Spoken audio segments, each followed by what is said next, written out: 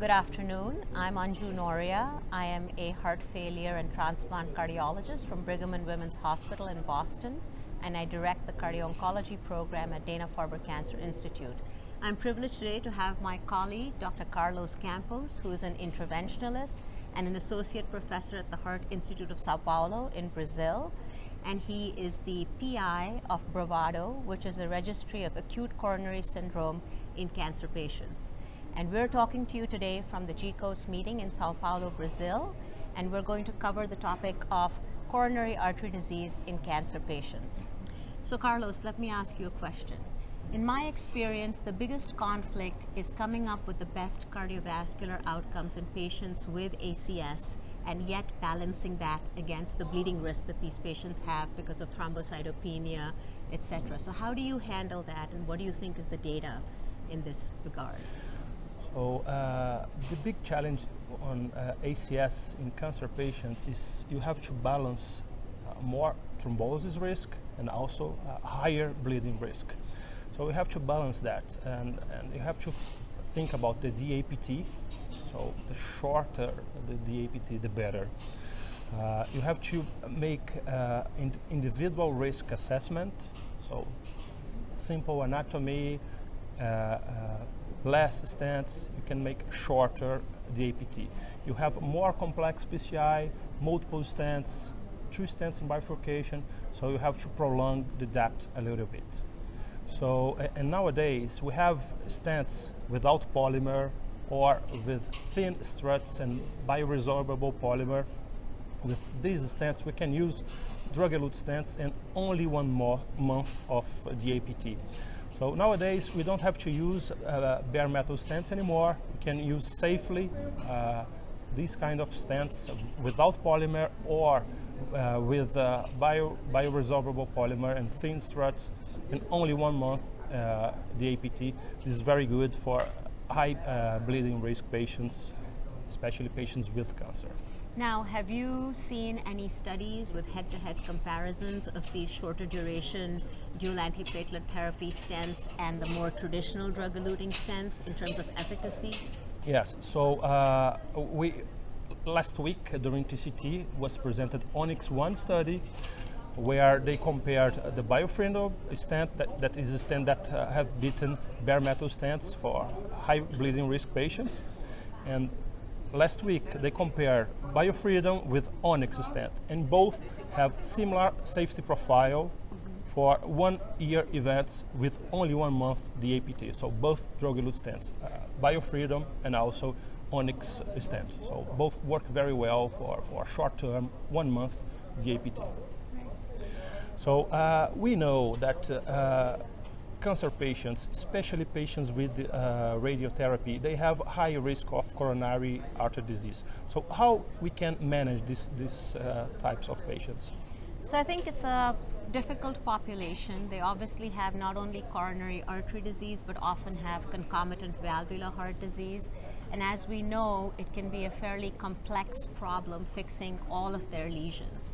Surgery would often be the ideal procedure in these patients because you could do valvular repair or replacement, you could do coronary revascularization all in the same operation. But we know from a lot of clinical trials, especially those conducted by Cleveland Clinic, that patients who've had radiation therapy don't fare as well with surgery as non-radiated controls. And partly this is because of the complexity of their disease, because they often have aortic disease, including porcelain aorta.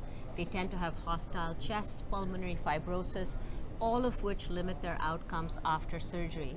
And therefore, I think in today's day and age, really PCI is the preferred modality for intervention in patients with radiation-induced coronary artery disease. And with the advent of procedures like TAVR, I think hybrid procedures where you fix the aortic valve with TAVR and do PCI for the coronary lesions is probably the preferred way of treating these patients rather than traditional surgery. That's not to say that there isn't the patient who needs surgery, and of course there are some people where that is still the best modality to treat them, but then screening them for the other risks and trying to optimize their outcomes is very important in patients with radiation.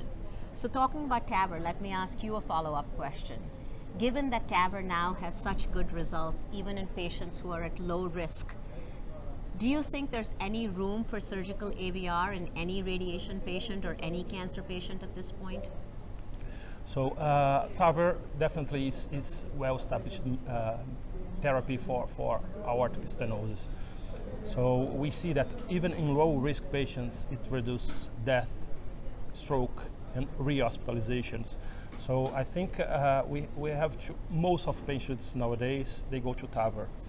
The scenario that I would consider for surgery are really young patients, patients that were not studied in recent trials because they were low risk but with a kind of advanced age, like 70 years old. So in patients with really young age and aortic stenosis, so I think we don't have enough data to treat them with TAVR. But most patients, even with low risk, I think they are good candidates for TAVR, especially patients with cancer that more frequently they have more comorbidity. So I think cancer patients, they will have benefit with TAVR. And one thing that is interesting with TAVR, you need all this procedural planning. So we run the CT scan from the heart to the femoral arteries. And it's interesting because around 18% of these patients, we have incidental findings that lead us to investigate cancer. So it's around 18% of the patients, because of the procedural planning for TAVR, we have incidental cancer findings. Exactly. So it works both ways. Exactly. Cancer patients benefit from TAVR, and the studies for TAVR identify cancer. Exactly. So let me ask you another question. Many of our radiation patients have very difficult mitral valve disease, either mitral stenosis, mitral regurgitation, and then yesterday we learned that carcinoid heart disease, especially involving the tricuspid valve, can be a significant problem. Do you think that percutaneous valve replacement will become the way of treating these mitral lesions, and especially the tricuspid lesions in patients with carcinoid? So I think the answer will be yes, but TAVR is well established, as we said, is well established even for low risk patients. But tricuspid and mitral, I mean, we see a lot of developments in this field, but I think we need more careful selection based on the anatomy and also clinical characteristics for annuloplasty, valve-in-valve, valve-in-ring.